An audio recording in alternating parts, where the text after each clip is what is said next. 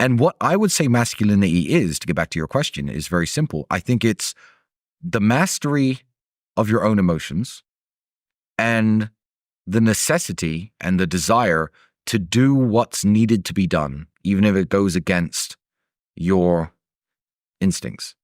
So that's all that masculinity is. Again, I'm cutting back to what I said 45 minutes ago. The willingness to fight is more important than the ability to fight.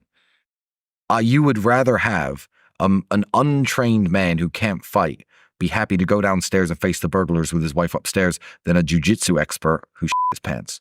It's the ability to override reason and say, I need to do this because I need to do this. There was a time when I was in prison and my lawyers had spoken to Andrew on the phone. I famously didn't make a single phone call throughout my entire... a single phone call? Not a single phone call. Nope. Wow, you really are built different. I am built different. And there was a conversation with my lawyers about, well, this isn't really about Tristan. He's in jail for being your brother. It's not really about him that much. They know this is bullshit. So what we're going to do is we're going to push for a release of Tristan, and we think we'll be able to get that done, and then we'll push for your release later. And when I heard that, I was furious. So natural human emotion and reasoning for myself, self-preservation, is I want to get out of jail, naturally. And I did want to get out of jail. But I said to the officer in charge, I'm not going to say his name, but it's a guy who I spoke to while I was in jail. He was the officer. I said, look, I like you, and you're my favorite police officer that's here.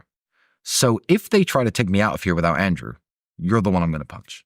I'm going to punch you and get assaulting a police officer and get thrown back in here. I'm not going to hit you that hard, but I'm warning you in advance because I like you. You're the one I'm going to strike. So good luck taking me out of jail.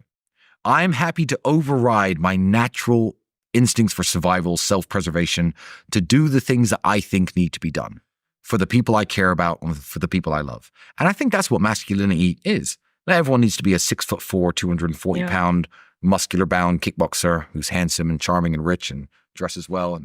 But no, that's not what masculinity is. It's not, it's belittled by people like Piers Morgan saying, oh, Andrew, you just stick a cigar in your mouth and pump up your muscles and think that's what... No. Masculinity is much, much more than just that.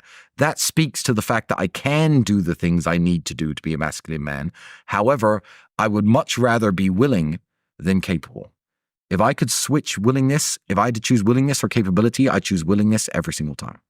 It's amazing. I think I genuinely think that the relationship between your brother is beautiful, and it's something that needs to be spoken about. And I'm just grateful that people are trusting me to introduce them to people that, the media have essentially tried to take out. Yeah. I've always been clear about the fact that obviously, especially now as a Christian, and I know that I've spoken to you guys, but I don't support pornography. That was the thing. It's like, well, you're speaking to, they had history and they had webcams. Yeah. I'm like, yeah, I'm aware of their history. Of course. And what people first and foremost don't understand is it's very easy for people who had very easy lives to say what they would or could not get involved in at any times. And I'm like, that's very easy. But also the people that you think are evil, like this person, I will tell you, when everything was going down with me, you and Andrew, from the second it was happening, we're like, we have your back 100%. We always will.